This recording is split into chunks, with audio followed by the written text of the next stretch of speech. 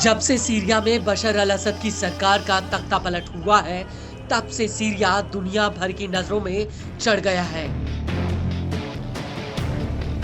खासतौर से तुर्की के लिए अब ये एक नाक का सवाल बन गया है और यही वजह है कि अब तुर्की सीरिया को लेकर लगातार बयानबाजी कर रहा है।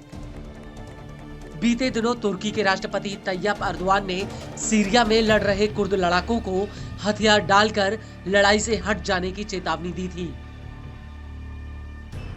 अर्दवान ने कुर्द लड़ाकों को धमकी देते हुए कहा था कि या तो हथियार डाल दें या फिर अपनी मौत के लिए तैयार रहें। और अब एक बार फिर से अर्दवान ने सीरिया पर एक बड़ा बयान देकर माहौल को गरमा दिया है। अर्दवान ने चेताया है कि तुर्की के पास सीरिया में आईएसआईएस और कुर्द लड़ाकों समेत सभी आतंकियों को कुचलने की ताकत है। साथ ही उन्होंने सभी देशों से सीरिया से पीछे हट जाने के लिए कहा है। Suriye'deki en ciddi sıkıntı ülke topraklarının neredeyse 1/3'ini halen işgal altında tutan YPG terör örgütüdür. Suriye'nin doğal kaynaklarını da gasp eden।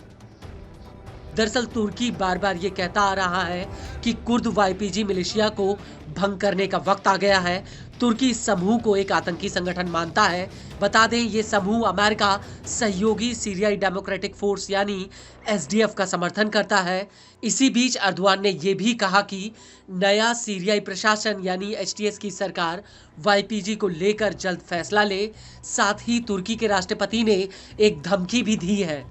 उन्होंने कहा है कि अगर तुर्की की मांगें पूरी नहीं की गई तो वो पूर्वोत्तर सीरिया में मिलिशिया के खिलाफ एक नया अभियान शुरू करेंगे। संसद में बोलते हुए अर्दवान ने कहा कि वाईपीजी अब सीरिया में सबसे बड़ी समस्या है। जब तक यह अपने हथियार नहीं डालता तब तक यह समूह अपने अंत से बच नहीं सकता।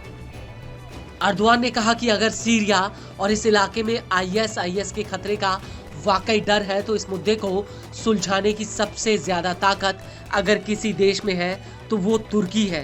हर किसी को सीरिया से अपने पैर पीछे खींच लेने चाहिए।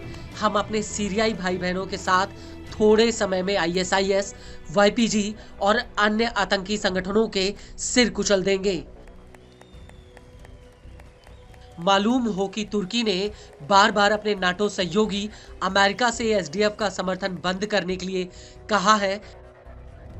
बताते चले कि अर्दवान का हालिया भाषण सीरियाई प्रतिनिधिमंडल के तुर्की दौरे से पहले आया है। वहीं इजराइल को लेकर अर्दवान ने कड़ा तेवर अपनाया है।